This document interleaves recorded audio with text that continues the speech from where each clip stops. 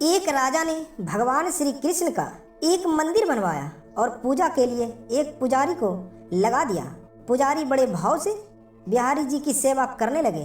भगवान की पूजा अर्चना और सेवा टहल करते पुजारी की उम्र बीत गई। राजा रोज एक फूलों की माला सेवक के हाथों से भेजा करता था। पुजारी वह माला बिहारी जी को पहना देते थे। जब राजा दर्शन करने आता तो पुजारी वह माला बिहारी जी के गले से उतार कर राजा को पहना देते थे। यह रोज का नियम था। एक दिन राजा किसी वजह से मंदिर ना जा सका। उसने एक सेवक से कहा, माला लेकर मंदिर जाओ।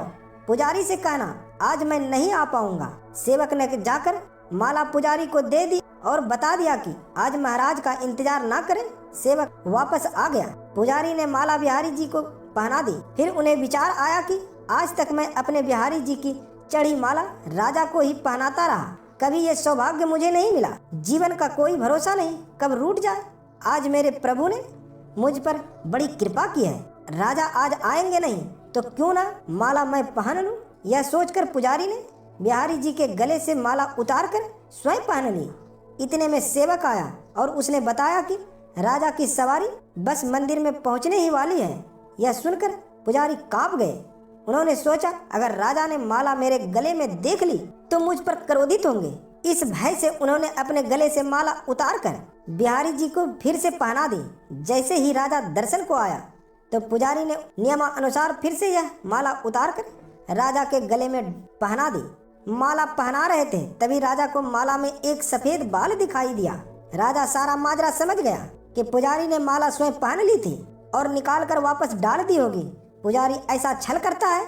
यह सोचकर राजा को बहुत गुस्सा आया। उसने पुजारी जी से पूछा, पुजारी जी यह सफेद बाल किसका है। पुजारी जी को लगा कि अगर सच बोलता हूँ तो राजा दंड देंगे, इसलिए जान छुड़ाने के लिए पुजारी ने कहा, महाराज ये सफेद बाल तो बिहारी जी का है। अब तो राजा गुस्से से आग बबूला हो गया कि ये पुजारी झूठ पर झूठ बोले जा रहा है। भला बिहारी जी के बाल भी कहीं सफेद होते हैं। राजा ने कहा, पुजारी अगर यह सफेद बाल बिहारी जी का है तो सुबह श्रृंगार के समय मैं आऊंगा और देखूंगा कि बिहारी जी के बाल सफेद हैं या काले। अगर बिहारी जी के बाल काले निकले तो आपको फांसी हो जाएगी। राजा हुक्म सुनाकर चला गया। अब पुजारी रोकर बिहारी जी से विनती करने लगे, प्रभु मैं जानता हूँ आपके सम्मुख में झूठ बोलने का अपराध किया है। अपने गले में डाली माला पुनः आपको पहना दी। आपकी सेवा करते करते वृद्ध हो गया। यह लालसा ही रही कि कभी आपको चढ़ी माला पहनने का सौभाग्य मिले। इसी लोभ से यह सब अपराध हुआ। मेरे ठाकुर जी, पहली बार यह लोभ हुआ और ऐसी विपत्ति आ पड़ी है। मेरे नाथ अब नहीं होगा ऐसा अपराध। अब आप ही बचाइए, नहीं तो कल सुबह मुझे फांसी पर चढ़ा दिया जाएगा। पुजारी सारी रात रोते रहे।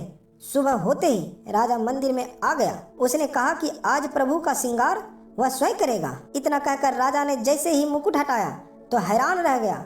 बिहारी जी के सारे बाल सफेद थे। राजा को लगा पुजारी ने जान बचाने के लिए बिहारी जी के बाल रंग दिए होंगे। गुस्से से तमतमाते हुए उसने बाल की जांच करनी चाहिए, बाल असली है या नकली। ये समझने के लिए उसने जैसे ही बिहारी जी के बाल तोड़े, बिहारी जी के सिर से खून की धार बहने लगी। राजा ने प्रभु के चरण पकड़ लिए और क्षमा मांगने लगा। बिहारी जी की मूर्ति से आवाज आई, राजा तुमने आज तक मुझे केवल मूर्ति ही समझा, इसलिए आज से मैं तुम्हारे लिए मूर्ति ही हूँ। पुजारी जी मुझे साक्षात भगवान समझते हैं। उनकी श्रद्धा की लाज रखने के लिए आज मुझे अपने काले बाल सफेद करने पड़े, वो रक्त की धार भी बहानी पड़ी तुझे समझाने के लिए।